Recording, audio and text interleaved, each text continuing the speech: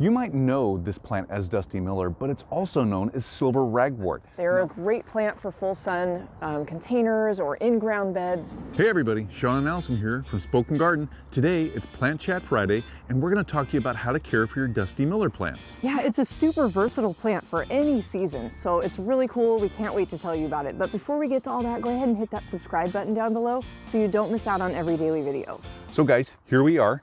Here's our Dusty Miller plants. We've got two of them in this pot right here, and this is actually a fall container that we put together earlier. And aren't these beautiful? Look how dusty they look. Look how gray and feathery and just how different they are from the rest of the plants in the pot. Yeah, there are so many reasons we love Dusty Miller. It's such an unusual plant, like Sean said. I mean, look at the foliage. It's lacy, it's silver. So as you can see, what actually makes it silver and gives it this beautiful color is these little white hairs that surround the entire stem and the foliage on the front side and the underside. Dusty Miller love full sun. They're a great plant for full sun containers or in-ground beds. They contrast just about any plant you can think of. Yeah, guys, you can see, as Allison was saying, it loves full sun. It also likes really well-draining soil. It doesn't like to have a lot of water or be in a wet soil or wet situation a lot. It's very susceptible to rot, root rot and stem rot. So you want to keep it more on the drier side of things. It likes little to moderate watering, not regular watering. Now, once this plant is established in your garden, whether in a pot or in the ground, it can be considered drought tolerant because it doesn't like to be watered a lot. So it can go between waterings for about a couple days or so, depending on how sunny and hot it is. Now, Dusty Miller are hardy in zones 8 through 11. Now, we happen to live in 8B, so this is perfect for this plant.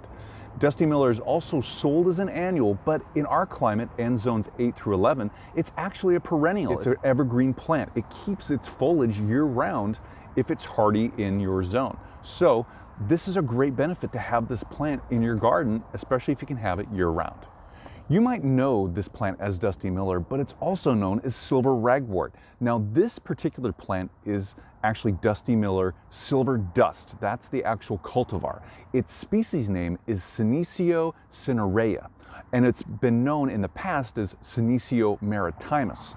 So what's kind of interesting about Dusty Miller, well, we think anyway, is it's actually a member of the Asteraceae family. So that's kind of cool because it's cousins with coneflowers, all kinds of daisies, sunflowers, you name it. This plant is actually native to the Mediterranean, so that's why it's used to kind of more of a drought-tolerant, full sun environment.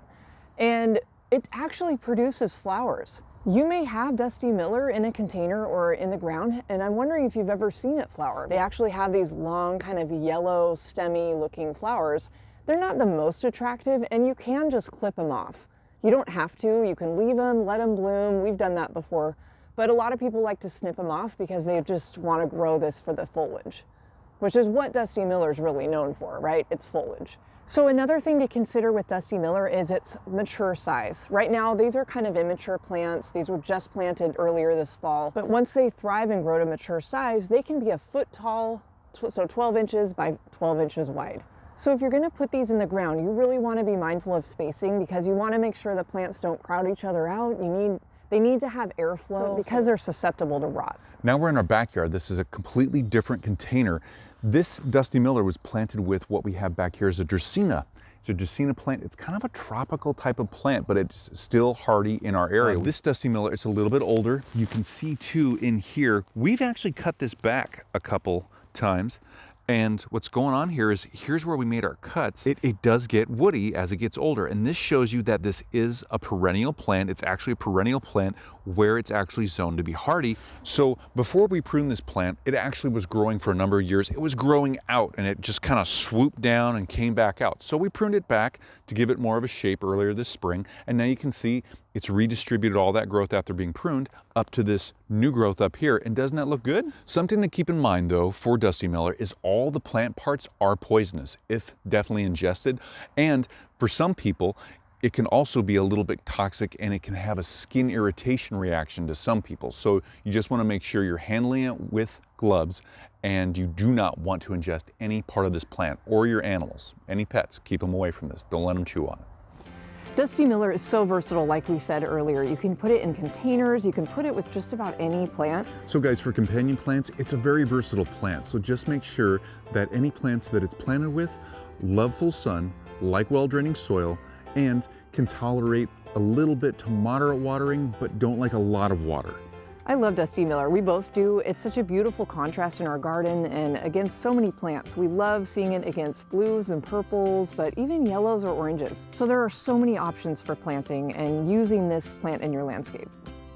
So leave any of your comments or questions down below for us. We love hearing from you. Give us that thumbs up, let us know we're doing a good job, and subscribe to our channel so you get updates on our latest videos.